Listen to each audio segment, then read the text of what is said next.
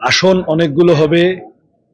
এই নির্বাচনের পর বাংলার রাজনীতিতে বড় ফুল ছোট ফুল মিলে পাবলিককে এপ্রিল ফুল করার যে গল্পটা গত 10 বছর ধরে চলছে, সেটা ভেঙে খান খান হয়ে যাবে। আসলে সাধারণ মানুষ রুজি রুটির সংকট থেকে এইটা উপলব্ধি করেছেন যে এত এত হিন্দু মুসলমান মন্দির মসজিদ এই করে লাভের লাভ কিছু হচ্ছে না।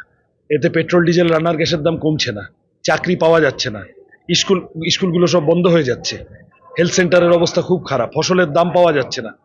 তাহলে এই মানুষের জীবন জীবিকার সংকট নিয়ে কথা বলার জন্যই বামপন্থীদের প্রয়োজন। এই উপলব্ধি থেকেই মানুষও আমাদের কাছে আসছেন, আর আমরাও সর্বশক্তি দিয়ে চেষ্টা করছি আগেকার যা ত্রুটি বিচ্যুতি সেগুলো সব ঝেড়ে ফেলে নতুন ভাবে লড়াইয়ের রাস্তায় থাকতে।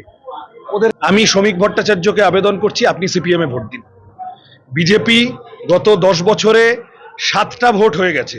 18 সালের পঞ্চায়েত, 19-এর লোকসভা, 21-এর বিধানসভা, 22-এর পৌরসভা, 23-এর পঞ্চায়েত, 24-এর লোকসভা, এর সাথে উপনির্বাচন টুর্বাচন যদি তুমি ধরো, তুমি দেখবে গত 10 বছরে 2016 থেকে 2026 পৌনে সাতখানা ভোট হয়ে গেছে।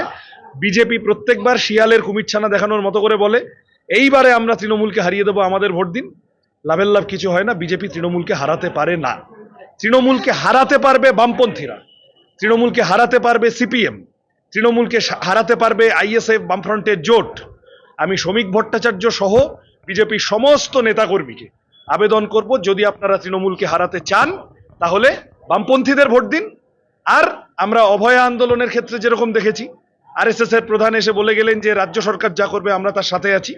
যদি আপনারা ওইভাবেই তৃণমূলকে সেফ প্যাসেজ করে দিতে চান, তৃণমূলের সাথে সেটিং করে নিতে চান, তাহলে সেটা প্রকাশ্যে মানুষের সামনে এসে বলে দিন যে সে আমার ছোট বোন, বড় আদরের ছোট বোন।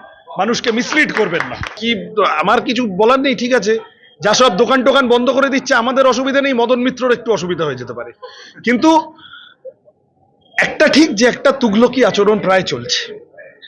এই যে বাইক চালানো যাবে না, অমুক করা যাবে না, তমুক করা যাবে না, বজ্র আটুনি ফসকা গেরো, বিরাট সব মাতব্বররা এসে ঘাটি গেড়ে বসেছেন।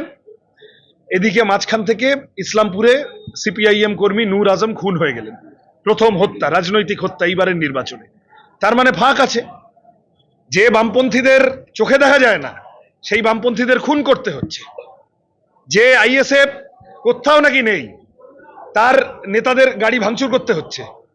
তার মানে হচ্ছে আসলে এই যে একটি বিকল্প পরিসর তৈরি হচ্ছে বাংলার রাজনীতিতে। আমি এমনকি কংগ্রেসের কথাও বলবো, ওদের নেতাদের মাথায় ভীমরতি চেপেছে, ওরা এবার আমাদের সাথে আসেনি, সে ওরা বুঝবে ওরা কি করবে। কিন্তু বহরমপুর শহরে অধীর চৌধুরী প্রচার করতে বেরিয়েছেন, তাকে বারবার আঘাত করার চেষ্টা হচ্ছে। মানে আসলে তৃণমূল বিজেপি বাইনারি ভাঙছে, এটাই ওরা ভীত সন্ত্রস্ত হচ্ছে। নির্বাচন কমিশন এই বাইনারিটাকে টিকিয়ে রাখার জন্য যত রকম কাণ্ড করার এই রাজ্যে করতে এসেছে। আমরা পশ্চিমবঙ্গ বিধানসভায় নির্ণায়ক শক্তি হব। পশ্চিমবঙ্গ বিধানসভায় 4 মের পর কোনো সিদ্ধান্ত বাম আইএসএফ এর বিধানসভার প্রতিনিধিদের সাথে কথা না বলে নেওয়া যাবে না, এমন সংখ্যায় আমরা পৌঁছাবো।